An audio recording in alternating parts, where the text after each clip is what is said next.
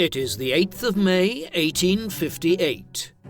At the First Baptist Church in Chatham in Ontario, Canada, a secret meeting has been called by a radical evangelical Christian who plans to bring about the end of slavery by violent means. The gathering will drag on for 3 days and, ultimately, a constitutional convention on the rights of freed slaves is agreed, and the man is elected commander and chief of the movement. Under his leadership, the group resolves to incite a massive slave revolt in the southern states of the US, and over the coming months, after stockpiling weapons and establishing a headquarters, they attack the US military arsenal at Harpers Ferry, Virginia, providing the spark that will split the Union in two. The man's name? John Brown, the abolitionist who ignited the Civil War.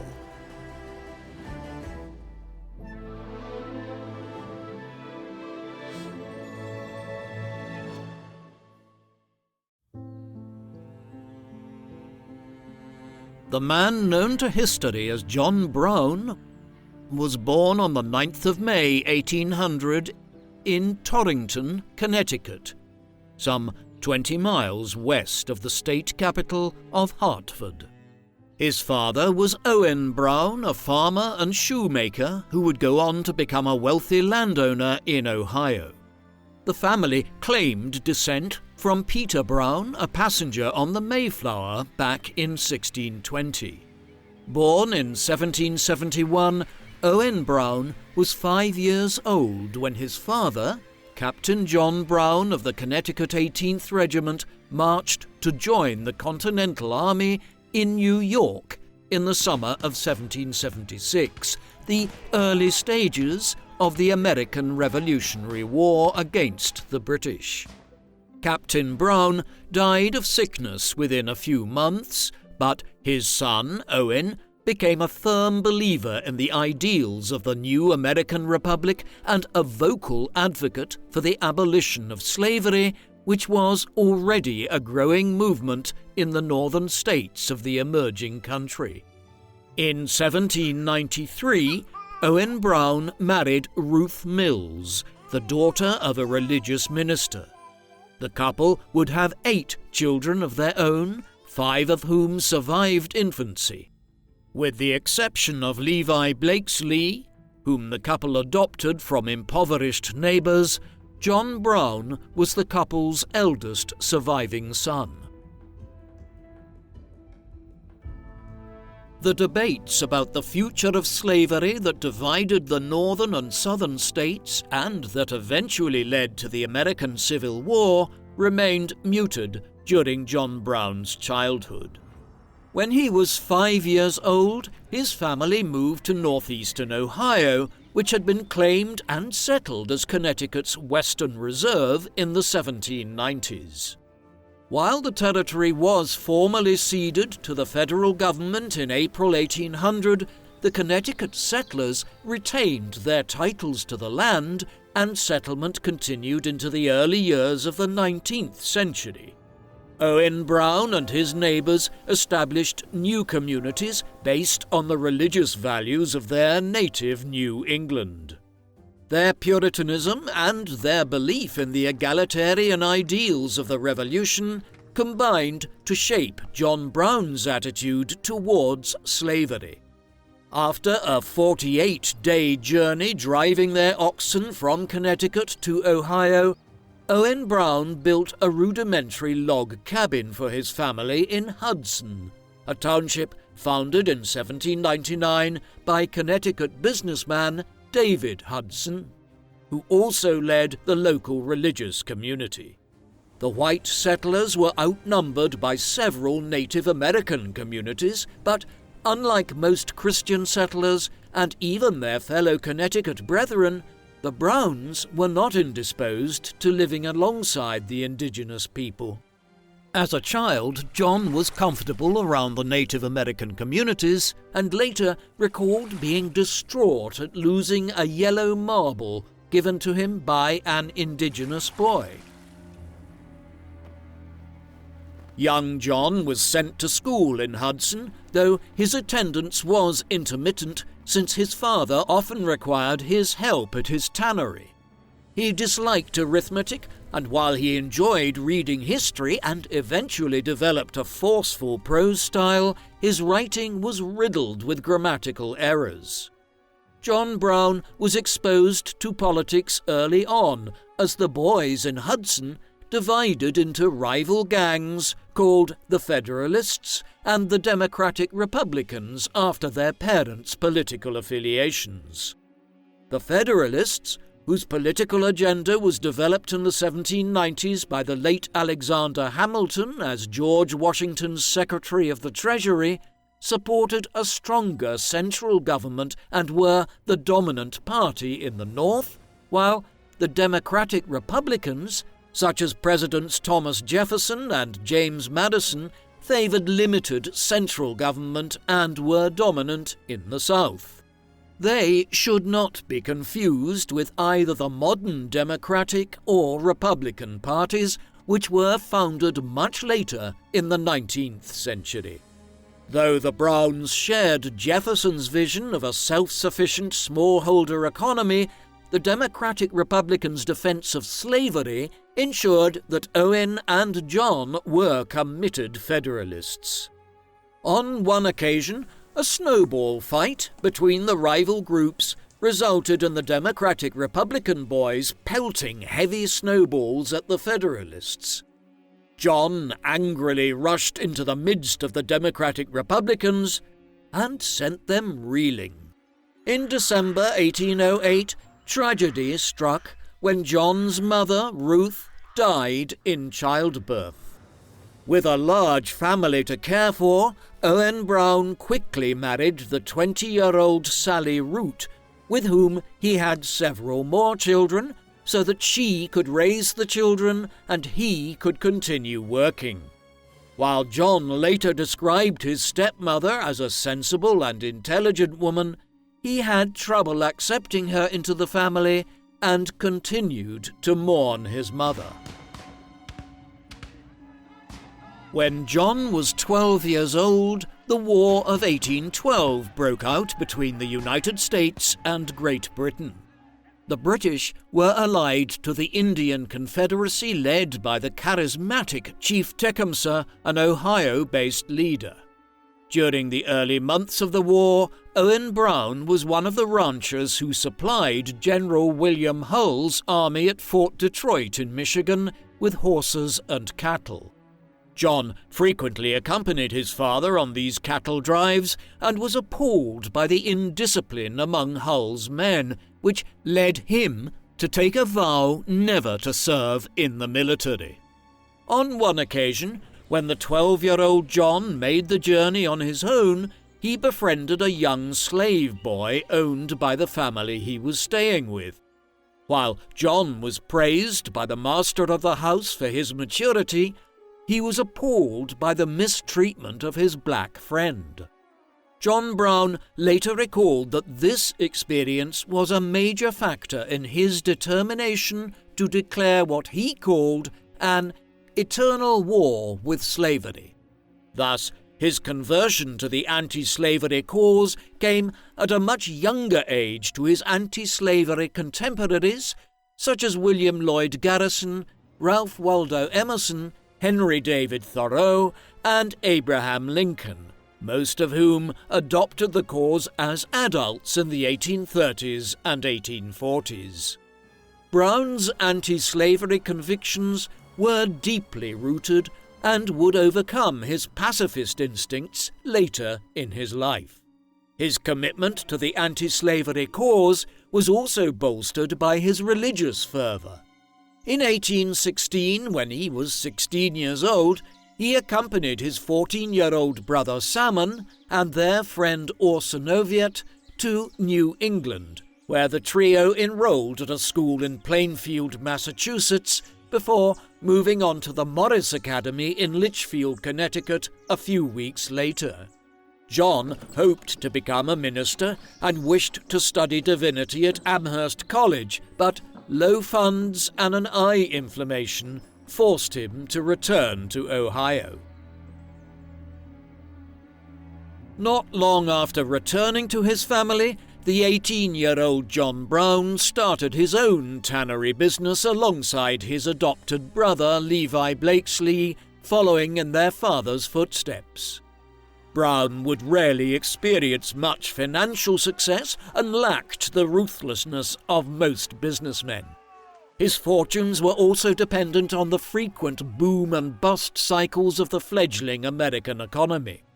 One such downturn nearly brought the family close to ruin after Owen Brown had speculatively bought up large tracts of land and lost out heavily when prices crashed in 1819. It was around this time that John Brown also began to make his first contributions to the anti-slavery movement. One day, a fugitive slave came up to him and Blakesley for help getting away from his pursuers. Brown took the fugitive into his log cabin, and the sight of the cowering black man further inflamed Brown's opposition to slavery. Hudson was an important junction in the so-called Underground Railroad that sheltered slaves fleeing from the southern slave-owning states to the north and even further to Canada.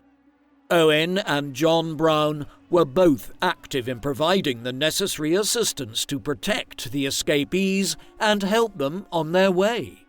Beyond this, while Brown primarily busied himself with the tannery business, he also sought work as a land surveyor on the side. In early 1820, he hired Amos Lusk as a housekeeper who was accompanied by her 19-year-old daughter, Dianthe. John was attracted to Dianthe's modesty and piety and married her on the 21st of June, 1820. The couple would have 7 children, including 5 who survived to adulthood. The couple's marriage was a happy one, though Dianthe reportedly exhibited signs of mental illness in the years before her death from childbirth in 1832. As a tanner, John Brown was committed to doing a perfect job for his customers, and he refused to deliver any leather that did not dry properly, even if the customer had travelled several miles to collect it. While this approach naturally affected his profitability, by 1824 he was making enough money to build a timber frame house. The extra space came in handy as Dianthe gave birth to 3 boys, John, Jason and Owen, between July 1821 and November 1824. John Brown treated his eldest children with stern discipline, but his Calvinist faith led him to believe that he was largely responsible for his sons' transgressions. He would often physically punish himself when they committed some transgression, believing that as their father, he was just as much to blame for any offences they committed. His religious sensibilities also led to him moving his family. Hudson had become too populated for his liking, and he bought some cheap land in Richmond Township in western Pennsylvania, some 90 miles to the east. In May 1826, he moved with his wife and children to Richmond, where he built a log house, barn, and tannery. However, the remoteness of the area meant that he struggled to obtain cattle for hides for his tanning business. He addressed this issue by forming a partnership with Seth Thompson, a livestock farmer and distant relative who lived in the more populated and better connected Trumbull County. Thompson sent Brown cattle for beef and hides, and Brown sent the finished leather products back to Thompson for sale. The enterprise was initially a commercial success, and Brown used his proceeds to buy more land, but his limited business acumen meant that he rarely chased up on arrears and was forced to take bank loans guaranteed by Thompson to keep afloat.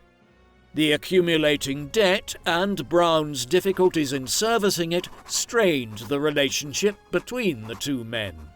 In addition to his tannery business in Richmond, John Brown was a leader of the community, serving as the town's postmaster from 1828 to 1835. He also co-founded the first school there and served as librarian by sharing his religious books with fellow townsfolk. The family continued to grow as Dianthe gave birth to a son named Frederick in 1826, while a daughter named Ruth followed in 1829. The sickly Frederick was not expected to survive for long, since another son, born in December 1830, was also given the name of Frederick, and the first Frederick died 4 months later. The death of his son led Brown to adopt a gentler approach to parenting his younger children. The loss was compounded in August 1832 when Dianthe died after giving birth to a short-lived son. Like his father 24 years earlier, John Brown now had a large family to take care of and soon remarried so he could focus on his work and earning an income. His new bride was Mary Day, the 16-year-old sister of his housekeeper. They were married on the 14th of June 1833 and would go on to have 13 children. Even though Mary was half her husband's age and only 4 years older than her eldest stepson, the children from his first marriage quickly adopted her as their mother. John Brown continued to emphasize religious instruction for his growing brood of children and had them recite passages from the Bible at dinner. During his time in western Pennsylvania, John Brown continued to help fugitive slaves, and he considered opening a school for black children but lacked the financial means to do so. In 1835, he returned to Hudson after receiving an offer to operate a tannery for a wealthy businessman in nearby Franklin. When the offer fell through, he briefly joined the labor force digging a new canal linking Ohio to Pennsylvania. Brown borrowed money to buy land adjacent to the canal, which he hoped to divide into smaller lots and sell at a profit. He had the misfortune of buying at the top of the market, and work on the canal ground to a halt. Thereafter he opened a new tannery in Hudson with money borrowed from his father, who was, by now, a member of the board at Oberlin College in Ohio, the most progressive educational institution in the country at the time, as it admitted both women and free African Americans.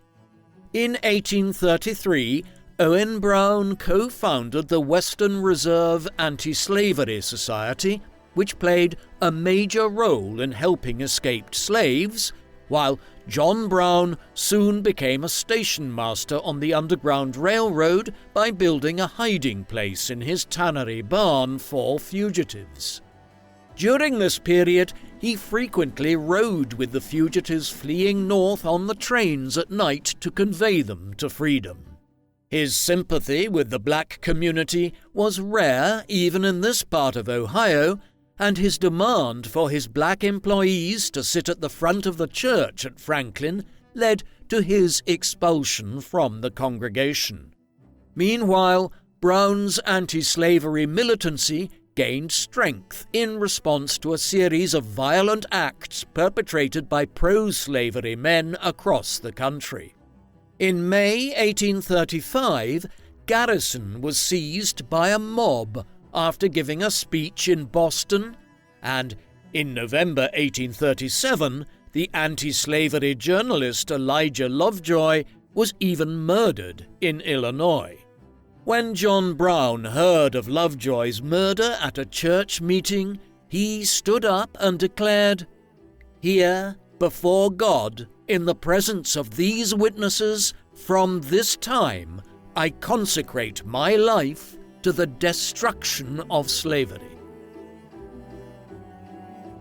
After issuing a public declaration of his willingness to become an anti-slavery martyr, a vow which he would fulfill 2 decades later, Brown continued his struggles to make a living during the prolonged economic downturn after the Panic of 1837, an economic crisis brought about by excessive speculation on cotton, wheat, and other commodities.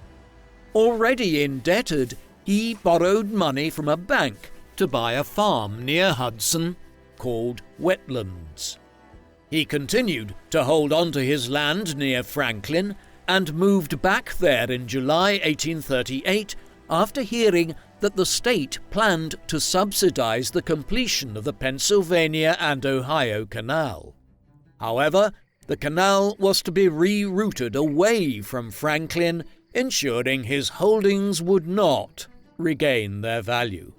Meanwhile, with several creditors demanding repayment, in November 1838 he set out to drive 200 cattle to Connecticut, partnering with the firm Wadsworth and Wells to sell them. After unsuccessfully seeking a loan in New York City to pay back his Ohio creditors, he ended up in Boston to secure financing from 3 wealthy merchants whom he had met in Ohio. Confident of receiving the money, Brown bought a flock of sheep for Wetlands on his return journey, but the pressure from his creditors led him to make another eastern trip.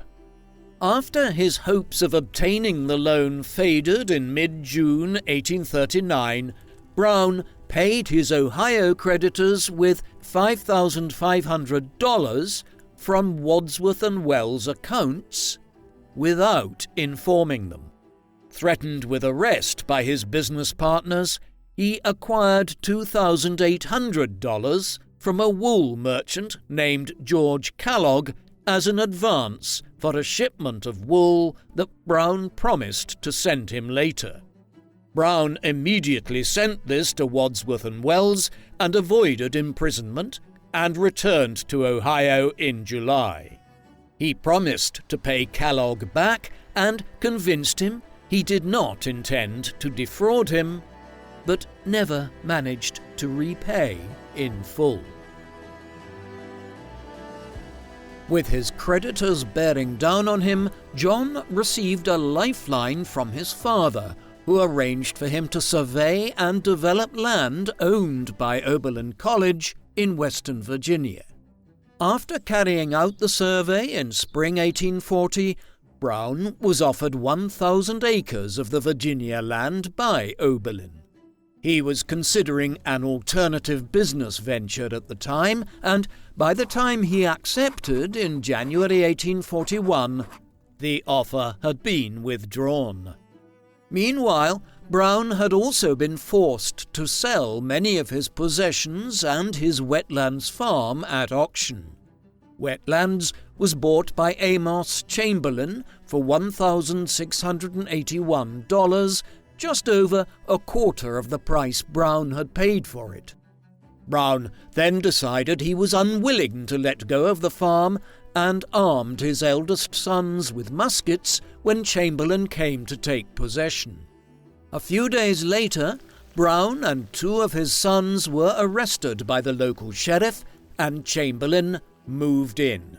In January 1842, Brown entered into an agreement to make leather for Heman Oviatt, one of his creditors. However, additional pressure from other creditors and a suit filed against him by Wadsworth and Wells forced him to file for bankruptcy in the summer, leaving him with a modest inventory of personal possessions.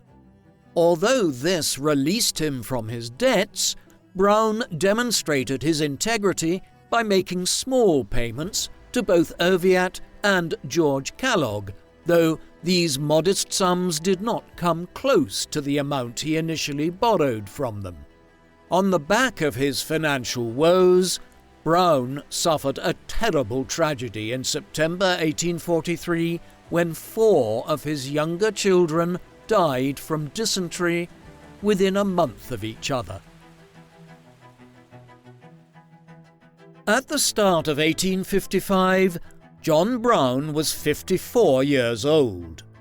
He had married twice and fathered 20 children, 9 of whom were already dead. While he had a litany of failed business ventures behind him, he was also a respected civic leader and anti-slavery activist. His anti-slavery activities had, so far, been on a local scale, but by the end of the year he would gain national fame in distant Kansas. Brown had not previously acted on his militant convictions, but in January 1851 he founded a secret organization in Springfield called the League of Gileadites, which aimed to protect fugitive slaves by armed force. Brown formed the League after Congress passed a tougher Fugitive Slave Act as part of the Compromise of 1850. At the end of the Mexican-American War of 1846 to 1848, the country expanded to include lands covering most of the present-day states of California, Nevada, New Mexico, Arizona, and Colorado. Then the California Gold Rush of 1849 attracted large numbers of settlers and made the territory eligible for statehood. The Compromise of 1850 saw California admitted as a free state where slavery was not allowed, but it left the status of slavery open in places like New Mexico down the line when they would become states. Moreover, the Compromise strengthened legislation against fugitive slaves as a concession to Southern opinion. The Compromise of 1850 had also preserved the Missouri Compromise line of 1820, but this was repealed in 1854 by the Kansas-Nebraska Act as statehood was sought for Kansas and Nebraska. Although the whole region was north of the Missouri Compromise line, the settlers were to be allowed to decide whether they wanted to be slave states or free states. This Kansas-Nebraska Act further inflamed northern anti-slavery opinion and led to the formation of the Republican Party in 1854. John Brown envisaged going to Kansas himself in the summer of 1854 to oppose these developments, but decided to honor his commitments to the black communities in North Elba. Instead, 5 of his sons went west without him and established a base at the hamlet of Osawatomie in spring 1855. Over the ensuing months, they wrote frequently to their father, urging him to join them and provide them with weapons to defend themselves from pro-slavery mobs from neighboring Missouri, known as border ruffians. Developments in Kansas and Nebraska encouraged both pro-slavery and anti-slavery activists to flock to the territory to influence the politics of the two regions as they moved towards statehood status. The pro-slavery forces had the initiative and organized fraudulent elections in March to elect a pro-slavery legislature. In June, John Brown decided to answer his son's plea for help and set out for Kansas. On the way, he raised funds to buy guns and stopped in Ohio to see his ailing father for the last time. Brown arrived into Kansas in early October. A couple of days later, the Free Staters elected their own legislature, which passed the Topeka Constitution banning slavery in December 1855. The weapons that Brown had brought to Kansas deterred the border ruffians from disrupting proceedings. Brown quickly emerged as a principal leader of the Free State militia in Kansas and was awarded a captain's commission. During a harsh winter, Brown was incensed to hear that President Franklin Pierce, a New Hampshire Democrat, had recognized the pro-slavery assembly in Kansas. The Browns set up their base near Pottawatomie Creek and formed a militia called the Pottawatomie Rifles after the pro-slavery authorities threatened to arrest them. On the 22nd of May, 1856, Brown heard that a pro-slavery army of 400 men was laying siege to the Free State stronghold of Lawrence. Brown and his sons hurried to the besieged town, but discovered on the way that it had already been sacked. Brown was determined to seek retribution on the pro-slavery outpost at Dutch Henry's Crossing on Pottawatomie Creek. With 7 men under his command, including 4 of his sons, Brown began his attack at 11 p.m. on the 24th of May. Their first victims were James Doyle and his 2 eldest sons, strong supporters of the pro-slavery cause. They then dispatched Allen Wilkinson, a member of the pro-slavery legislature. Finally, at Dutch Henry's Crossing, they killed William Sherman, a German immigrant whose brother Henry ran a tavern that attracted pro-slavery men. When Brown returned to camp, he was confronted by his son Jason, who asked him if he had anything to do with what came to be known as the Pottawatomie massacre. He replied, "I did not do it, but I approved of it." While the evidence indicates that Brown not only ordered the killings but may have personally shot James Doyle in the head, his son John Jr., who had refused to join him, later justified the murders as retribution for the murder of 6 anti-slavery men by pro-slavery forces. The killings provoked further clashes between pro- and anti-slavery forces that came to be known as Bleeding Kansas. Pro-slavery forces went on the hunt for the Browns and captured and imprisoned Jason and John Jr., the 2 sons who were not involved. 10 days later, Brown and a small body of Free State men launched a bold attack on a numerically superior enemy and forced them to surrender. Brown's victory at the so-called Battle of Black Jack bolstered his heroic reputation in the northern press. His stature was further enhanced in late August when he led the defense of Osawatomie, where several of his relations still lived. Although he was eventually forced to withdraw, he inflicted a number of casualties on the enemy, and his exploits earned him the nickname Osawatomie Brown. During the fight, Brown heard that his son, Frederick, had been shot by a pro-slavery preacher that morning. After the fighting was over, he informed his son Jason that, "I will die fighting for this cause," and vowed to bring the fight to the southern states. The events of 1856 set the scene for Brown, his sons, and his followers to engage in the action he would become famous for, the raid on Harpers Ferry in what was still Virginia then, but which is in West Virginia today. By the time he left Kansas in October 1856, he was quite ill, possibly from either malaria or typhoid fever. Nevertheless, he was committed to the abolitionist cause and determined to continue his crusade, which he viewed, in religious terms, owing to his zealous Christian beliefs. In early 1857, he met Franklin Sanborn, a young Massachusetts abolitionist who introduced him to the anti-slavery establishment in New England, including the writers Ralph Waldo Emerson and Henry David Thoreau. He went on a speaking tour to raise funds for his mission, but kept his cards close to his chest and claimed that they were intended to support activity in Kansas. After receiving some modest donations, Brown headed back to Kansas in the summer and settled near the border with Iowa.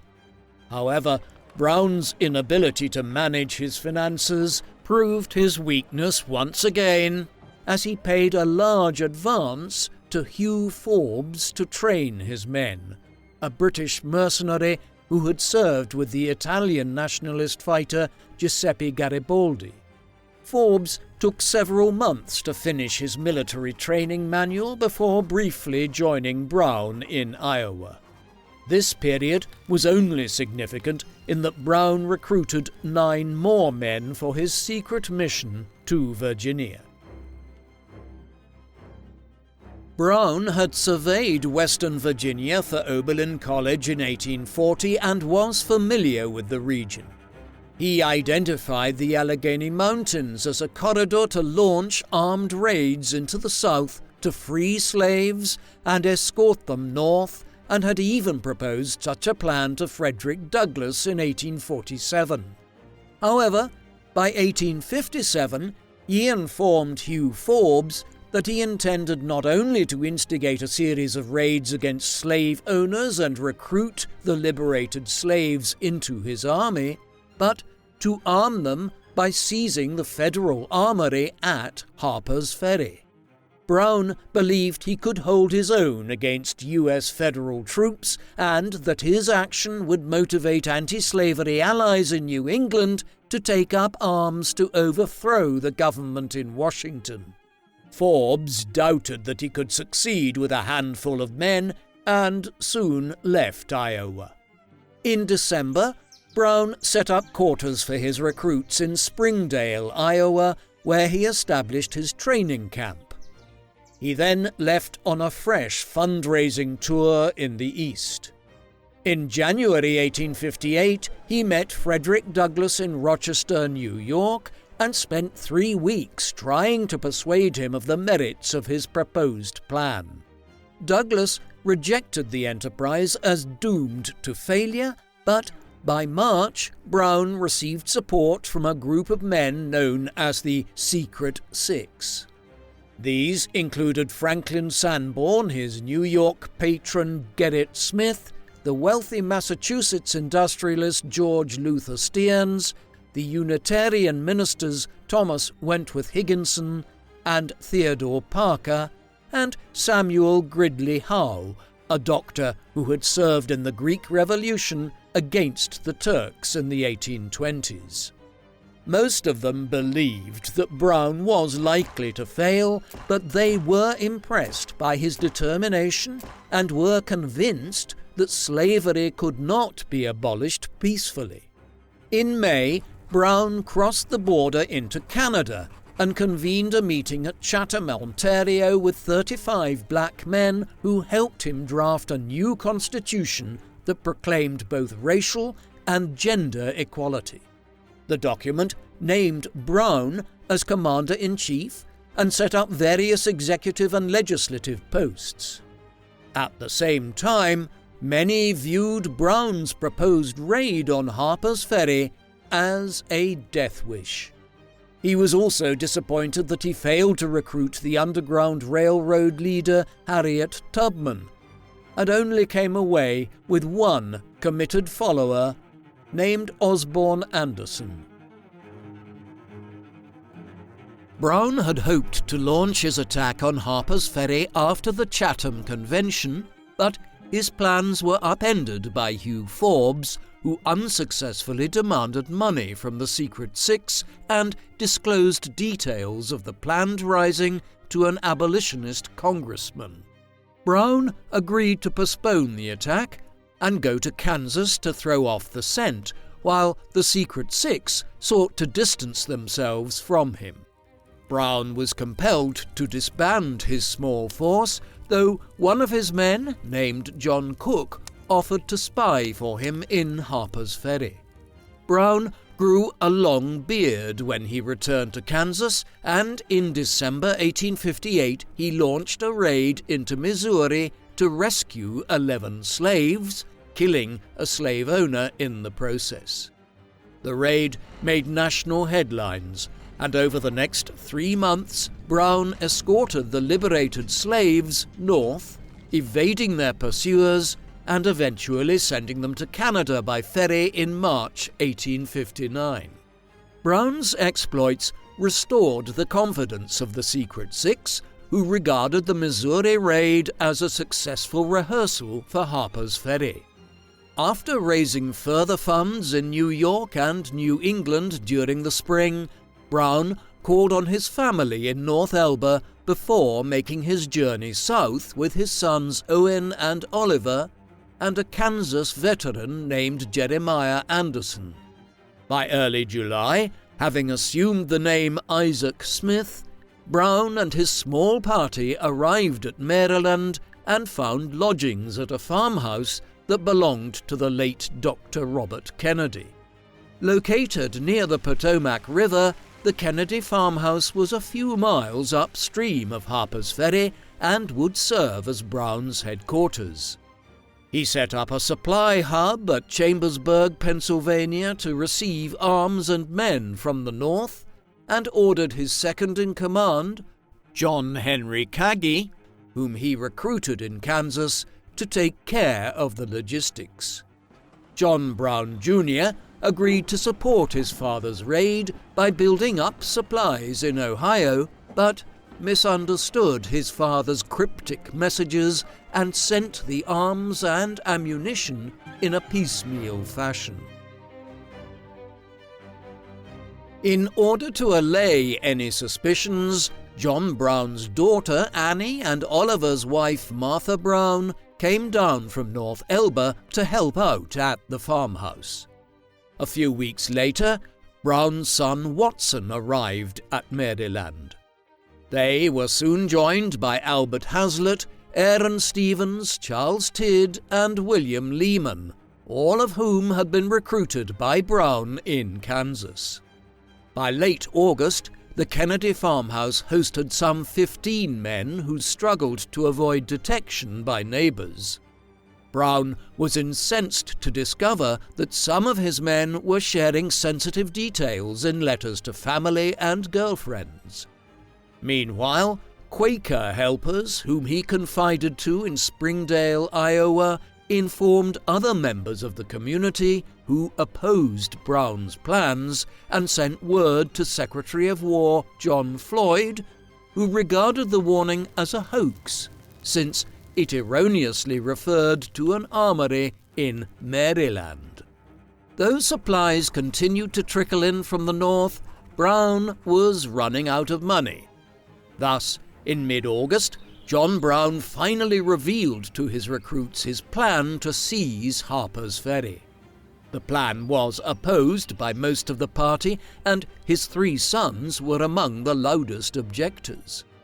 However, Brown was determined to go ahead after receiving support from Kagi and John Cook, who had successfully infiltrated himself in Harper's Ferry for a year and married a local girl. On the 19th of August, Brown went to Chambersburg to meet Frederick Douglass and sought to convince him to join the raid. Douglass steadfastly refused, although his companion, Shields Green, agreed to go with Brown and became his first committed black recruit. Not long afterwards, Brown had his second black volunteer, a freed man with the apt name Dangerfield Newby. Osborne Anderson had arrived from Canada in September, bringing Brown's numbers to 18 men. Although this was fewer than anticipated, his financial position prevented him from postponing the raid any longer. After sending Martha and Annie home to North Elba, Brown made his final preparations. He issued a Declaration of Liberty that promised equality to all regardless of race and sex, and scheduled the action for the 3rd week of October. On the eve of the raid, Brown received 3 new recruits from the north, placing 21 men at his disposal.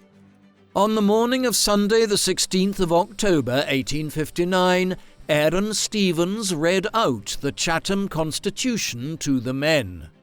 That afternoon, Brown instructed his son Owen and 2 others to protect the farm, sending Charles Tidd and John Cook ahead to cut the telegraph lines in the region, while others secured the railroad bridge over the Potomac. The operation began well, and by midnight, Brown's men had secured the railways and bridges, cut telegraph communication to Maryland and Virginia, and gained control of the Harpers Ferry complex. Brown also planned to seize prominent white hostages who could be used to bargain for their safety should they be surrounded. In the early hours of the 17th, a party led by John Cook arrived at the estate of Colonel Lewis Washington, a great-grandnephew of George Washington. They kidnapped him and seized some of his prized possessions, a pistol presented to the first president by the Marquis de Lafayette, and a sword gifted by Frederick the Great of Prussia. After this, they went on to the home of a local slaveholder, John Alstadt, and took him and his son prisoner. The carriage made its way to Harper's Ferry, where John Brown greeted his captives and escorted them to the guardhouse. By this point, news of the raid had begun to leak out. Brown's sentries on the railroad bridge had allowed a night watchman, Patrick Higgins, to escape into the nearby Wager House Hotel, where he raised the alarm to an oncoming train which pulled in at 1:25 a.m. The sentries pointed their rifles at the oncoming train, and the conductor gave orders to reverse off the bridge. Around this time, the depot's baggage master, a free black man named Hayward Shepherd, wandered onto the bridge to find out what was going on. After being ordered to stop by the sentries, he was fatally shot in the back as he turned around and fled. John Brown's mission to liberate black slaves from the South had claimed a black man as its first victim. Shepherd's shooting resulted in a commotion and exchange of gunfire. A young doctor named John Starry, who had been tending to Shepherd, talked to Brown's men and was allowed to leave, whereupon he left to raise the alarm among the townsfolk. As a number of armoury employees arrived at Harper's Ferry at 6 a.m, they were surprised to be taken hostage. At around 7 a.m, Brown allowed the Baltimore and Ohio train to continue on its way and personally escorted it across the bridge. In the process, Brown told the train conductor that he had 150 men. By exaggerating, Brown hoped that news would spread of a major attack on Harper's Ferry that would encourage rebellious slaves to join him, but they never materialized.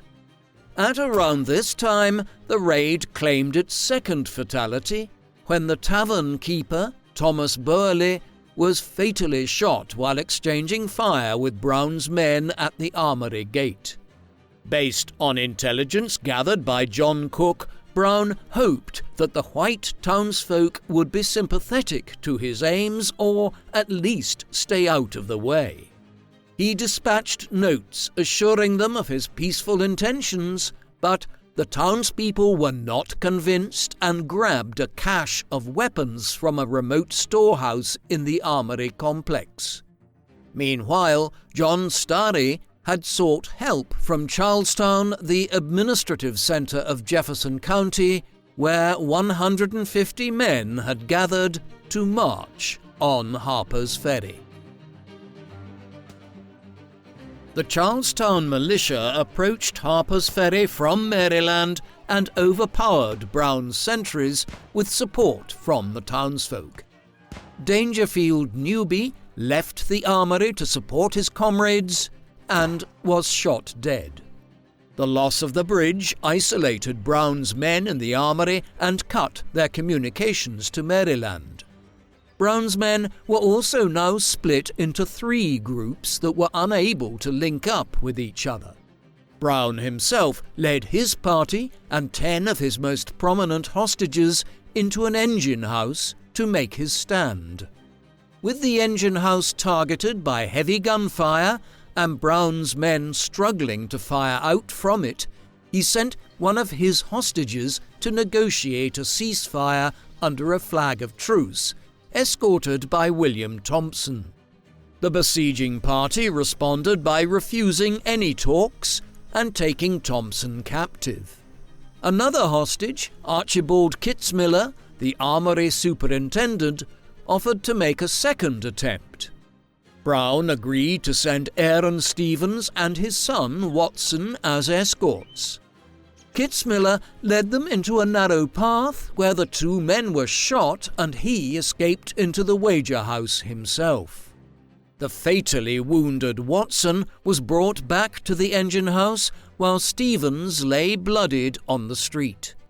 One of Brown's hostages, Joseph Brewer, volunteered to pick up the wounded Stevens and take him to the wager house.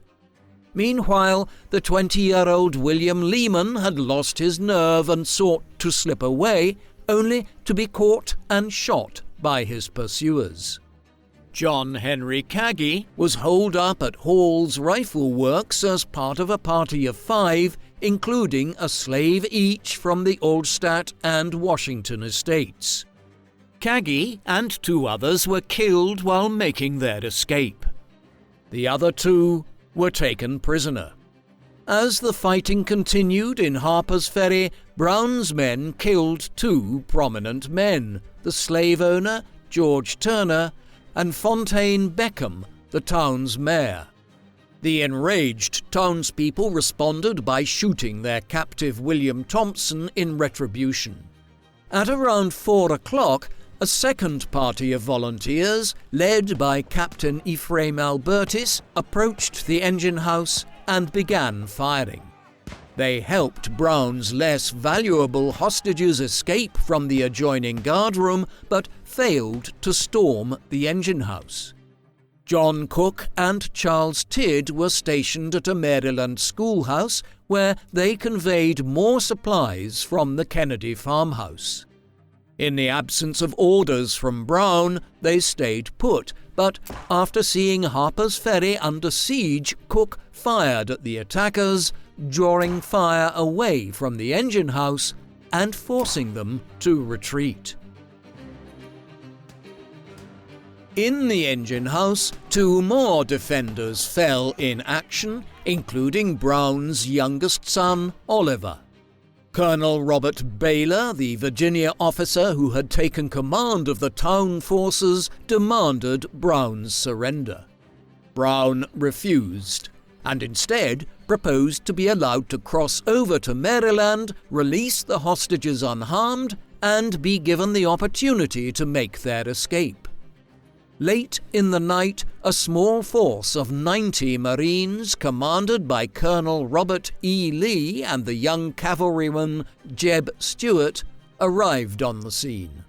On the morning of the 18th, Stuart approached the engine house and invited Brown to surrender.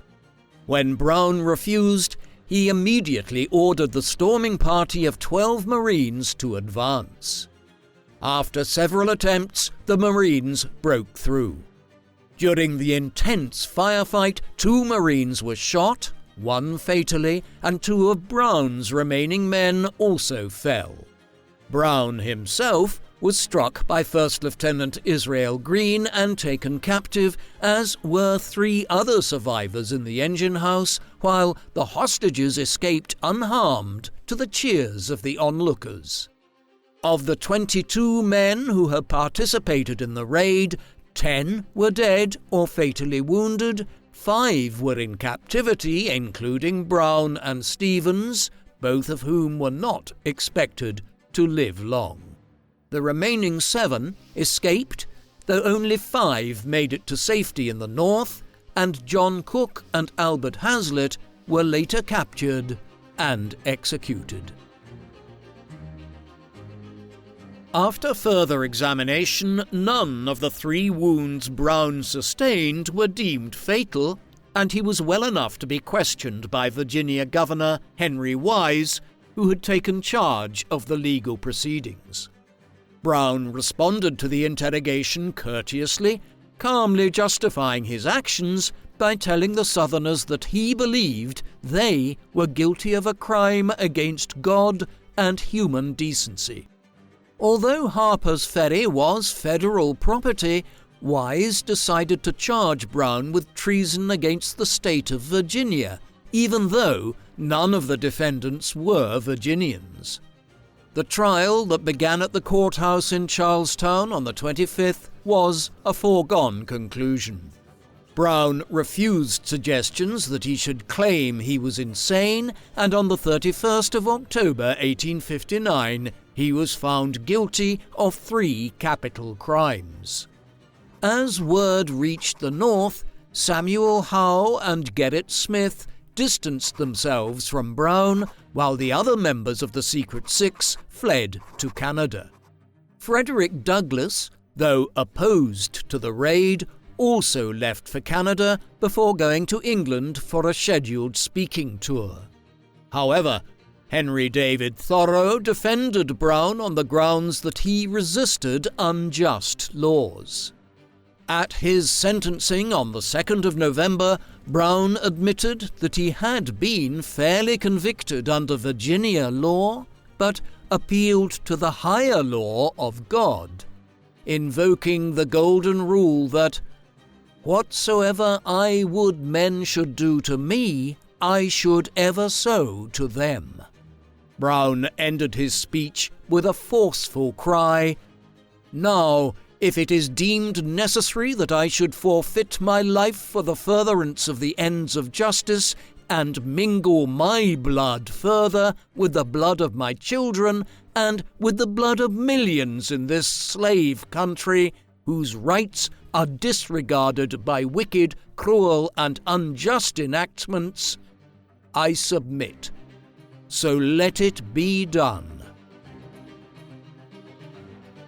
Brown's words had little effect on the judge, who sentenced him to execution by hanging, but reports of his impromptu speech electrified Northern anti-slavery opinion. With Thoreau and Emerson doing their best to make him a Christian martyr in the eyes of the public, Brown spent his final weeks writing letters to family and friends, setting the stage for a showdown between slavery and freedom. He took responsibility for the failure of the raid and acknowledged his strategic errors, but he held firm in his belief that the attack was morally justified. As Brown awaited the gallows, his associates were tried one by one and sentenced to follow him to the scaffold. Brown refused to entertain any attempts to rescue him, though when his wife, Mary, travelled south, he allowed her to visit him on the eve of his execution. John Brown met his end at Charlestown on the appointed date, the 2nd of December 1859, at the age of 59. Mary Brown escorted her late husband's coffin back to North Elba. John Brown was buried on the 8th of December, but in the words of the 1861 song John Brown's Body, his soul kept marching on. John Brown is often overlooked in the annals of the American Civil War and the abolition movement more generally, overshadowed by Abraham Lincoln and Frederick Douglass. However, his role was very important. For the first 50 years of his life, he was a relatively unremarkable individual, an anti-slavery campaigner who worked as a tanner and surveyor, and was primarily characterized by his poor business acumen, his staunch religious beliefs, and his large family. Things changed in the 1850s. He became more committed to militant abolitionist activity and, after the Kansas-Nebraska Act of 1854, moved out to the western frontier to fight against pro-slavery advocates in Kansas. This was the most significant action of his life in many ways.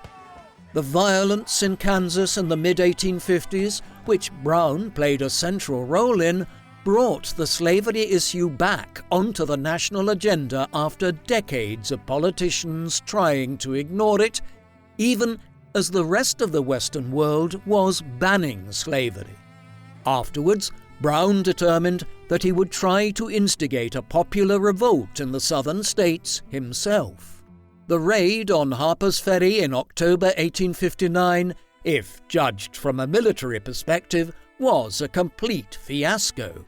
But in Kansas in the mid-1850s and at Harper's Ferry in 1859, Brown did much to create the conditions for the American Civil War and the ending of slavery in the United States of America. What do you think of John Brown? Was he a terrorist who was prepared to kill innocent people in cold blood, or was he a heroic freedom fighter who gave his life to a principled cause to realize fully the founding ideals of the American Republic? Please, let us know in the comment section. And in the meantime, thank you very much for watching.